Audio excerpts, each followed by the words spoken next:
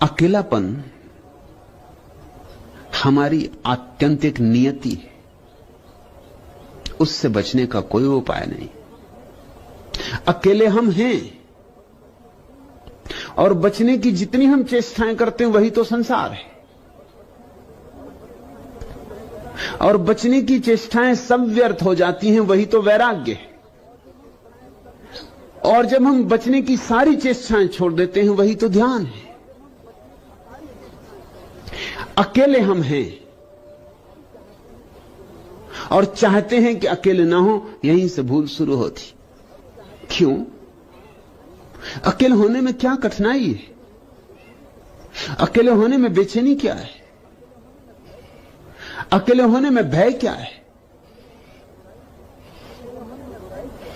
अकेले होने में बुराई क्या है? अकेले होने में दुख तुमसे किसने कहा है? जानने वाले तो कुछ और कहते हैं।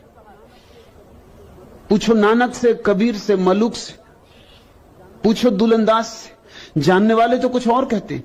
जानने वाले तो कहते हैं कि उस परम एकांत में ही आनंद की वर्षा होती, अमृत के मेघ झरते, हजार हजार सूरज निकलते उस परम एकांत में ही।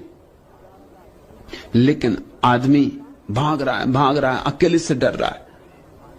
हमें बचपन से ही अकेले होने का भय पकड़ा दिया गया है। किसी बच्चे को मां बाप अकेला नहीं छोड़ते, कोई ना कोई मौजूद होना चाहिए। और मां बाप को जरा भी ख्याल नहीं कि बच्चा 9 महीने तक पेट में बिल्कुल अकेला था, एक बार भी नहीं रोया, एक बार भी चीख पुकार नहीं मचाई, एक बार भी नहीं कहा कि मुझे बहुत डर लगता है। 9 महीने बिल्कुल अकेला था। अकेला ही नहीं था, गहन अंधकार में था, वहां सूरज की किरण भी नहीं जाती। मगर मनोवैज्ञानिक कहते हैं कि वे 9 महीने ही बच्चे के जीवन में सर्वाधिक आनंद के दिन थे, और उन्हीं की याद के कारण आदमी मोक्ष की तलाश करता। मनोविज्ञान की तो ये व्याख्या है मोक्ष की तलाश की, कि वो जो 9 महीने बच्चे ने जाने हैं परम एकांत शांति के और विराम के, उनकी स्मृति उसे पीछा करती।